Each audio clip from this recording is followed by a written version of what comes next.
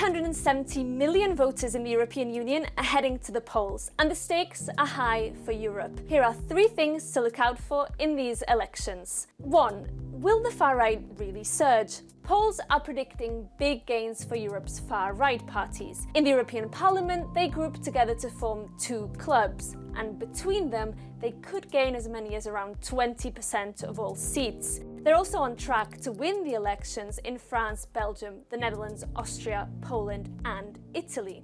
But they're deeply divided on key issues like support for Ukraine. If they do manage to find more common ground between them, that could give them more influence than ever here in Brussels. 2.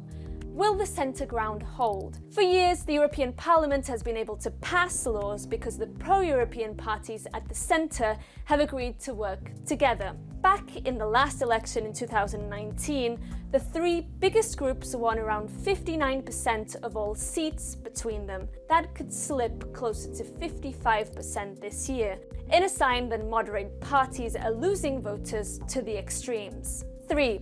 What happens the day after?